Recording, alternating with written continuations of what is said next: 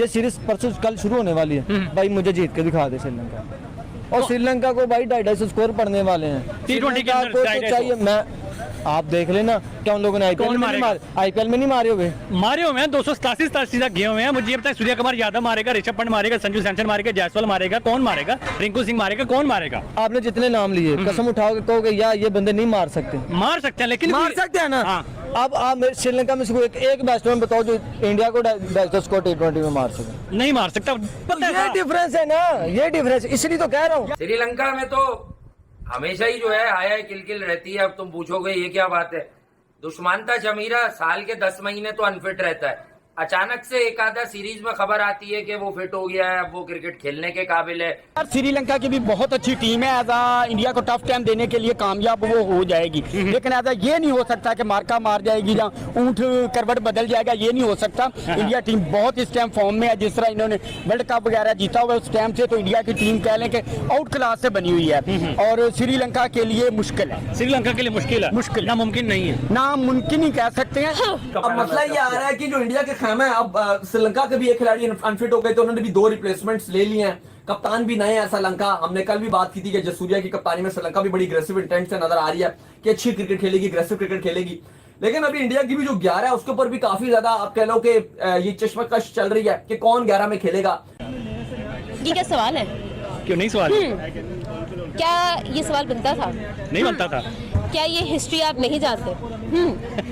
क्या आपको टीम का नहीं पता? तो ये सारी सी चीजें आप देखें तो सही, हिस्ट्री देख लें, रीसेंट हिस्ट्री देख लें, श्रीलंका और इंडिया की लगती कितनी ज्यादा है, और जो लगती है वो फिर ऐसी लगती है कि 55 पे आउट हो जाते हैं। फिर वो थोड़ी बहुत क्रिकेट खेलता भी है, लेकिन ऑल ऑफ द सडन फिर वो बाहर हो जाता है। पहले वो अनफिट हुआ, लेकिन अब जो उन्हें डेंट लगा है इंडिया के खिलाफ, एक तो वैसे ही वो वर्ल्ड चैंपियन से खेलने वाले, उसमें आप देखें कि नुआन तुषारा जो मुंबई इंडियंस के लिए खेल रहा था और हार्दिक पांड्या ने उसे आखिर में जाके फिर खिलाया भी, नुमान तुषारा का काम खराब हो गया। जय हिंद दोस्तों, इंडिया और श्रीलंका के बीच सीरीज शुरू होने जा रही है। कल इंडिया और श्रीलंका के बीच पहला T20 मैच खेला जाएगा। पहले T20 मैच के लिए दोनों टीमें तैयार हैं। इस पर पाकिस्तानी मीडिया क्या रिएक्शन है, आइए देखते हैं। अगर इंडिया दुनिया को फतह करके T20 वर्ल्ड कप जीत के, जिम्बाब्वे से जीत के, ओडीआई की 10/10 की स्ट्रीक लगा के अब जला है श्रीलंका की तरफ घर के जाके उनका जब मुकाबला करने, क्या लगता है भाई T20 का मुकाबला आगे इंडिया वर्सेस श्रीलंका का कौन जीतने वाला है? सूर्य कुमार यादव कैप्टनसी का। सर सबसे पहली बात है कि आपने कंपैरिजन ही गलत किया। इंडिया और श्रीलंका का कंपैरिजन ही नहीं बनता, मुकाबला ही नहीं बनता, कंपटीशन ही बनता। क्यों श्रीलंका वाला ऑल आउट किया होगा भाई श्रीलंका को कौन? अब सारी जिंदगी आप 50 पे आउट होते हैं। वो टीम यार आप जीत बंदे हो, वो टीम जाके जीती है, सॉरी वो टीम जीती है वर्ल्ड कप, जहाँ पे ये श्रीलंका सेमीफाइनल में आज तक पहुंची। क्या कंपैरिजन बनता है? वो टीम बैट तो होंगे ना उनके हाथों में, खेलेंगे तो सही ना, क्या पता जीत जाए। तो वो तो यूएसए के हाथों में जिम्बाब्वे का, फिर जिसका मर्जी इंडिया से कंपैरिजन कर दो। मतलब कोई चांस ही नहीं है यार, वो फाइनल जीत गए हुए हैं, ये सेमीफाइनल आज तक नहीं पहुंचे, ये राउंड में बाहर हो जाते हैं और आप कंपैरिजन कर रहे हो। अजीब बंदे हो यार आप। नहीं चांस, जरा भी नहीं चांस। बैट में आपको गिरा दूं तो फिर आपको इंडिया का कंपैरिजन जरा भी नहीं चांस नहीं है। चलो अगर हुआ ना, ये सीरीज परसों कल शुरू होने वाली है भाई, मुझे जीत के दिखा दे श्रीलंका। और श्रीलंका को भाई 250 स्कोर पड़ने वाले हैं। श्रीलंका में तो हमेशा ही जो है आया किलकिल रहती है। अब तुम पूछोगे ये क्या बात है, दुश्मनता जमीरा साल के 10 महीने तो अनफिट रहता है। अचानक से एक आधा सीरीज में खबर आती है कि वो फिट हो गया है, अब वो क्रिकेट खेलने के काबिल है, फिर वो थोड़ी बहुत क्रिकेट खेलता भी है, लेकिन ऑल ऑफ द सडन फिर वो बाहर हो जाता है। पहले वो अनफिट हुआ, लेकिन अब जो उन्हें डेंट लगा है इंडिया के खिलाफ, एक तो वैसे ही वो वर्ल्ड चैंपियन से खेलने वाले, उसमें आप देखें कि नुआन तुषारा जो मुंबई इंडियंस के लिए खेल रहा था और हार्दिक पांड्या ने उसे आखिर में जाके फिर खिलाया भी, नुमान तुषारा का काम खराब हो गया। अब नुमान तुषारा साहब आपको नहीं नजर आएंगे, तो ये वो सारी चीजें हैं कि अब श्रीलंका के पास कौन से बॉलर होंगे। दूसरी तरफ शुभमन गिल ने स्टेटमेंट दागा है, अवेयर किया है श्रीलंका को कि हम वर्ल्ड चैंपियंस हैं, आप हमसे खेल लें। दूसरी तरफ उन्हें पता है कि उनको लेकर काफी बातें हो रही हैं इस फॉर्मेट में, तो उन्होंने उसका भी जवाब दिया क्या है, मैं बड़ा इंजॉय करता हूं और कॉम्प्लीमेंट करते हैं मैं और जायसवाल एक दूसरे से। जायसवाल के साथ बहुत इंजॉय कर रहा है भाई, वो एंजॉय कर रहे होते तो तुम्हारा पक्का नंबर होता। चिपका दिए वाइस कप्तानी तुम्हारे साथ, चिपका दिए वाइस कप्तानी तुम्हें, क्योंकि लाडले हो तुम भैया तीनों फॉर्मेट के अंदर, और ये सबको पता है ये चिपकाई गई है उसको, और उसको बनाने के चक्करों में 2 साल से तो लगे हुए हैं कि यार किसी तरह रिप्लेसमेंट मिल जाए। इस पे कभी कोहली का नाम लगा देते हैं, कभी रोहित शर्मा का नाम लगा देते हैं। नहीं अभी तक फिट नहीं हुआ। T20 में उनकी परफॉर्मेंस अच्छी नहीं है, मगर ओवरऑल मैंने भी कुछ दिन पहले आपको बताया था 4थे 5वें नंबर पे आते हैं इंडिया में, क्योंकि इनका स्ट्राइक रेट अबव 130 है। हाँ तो उसमें आ जाते हैं, मगर प्लेयर बढ़िया है, लेकिन इस फॉर्मेट में लगता है कि कुछ ओवर बर्डन हो जाएगा उस पर। और श्रीलंका उसकी हैप्पी हंटिंग अपोजिशन है, ये मैं आपको खेलने से पहले बता दूं।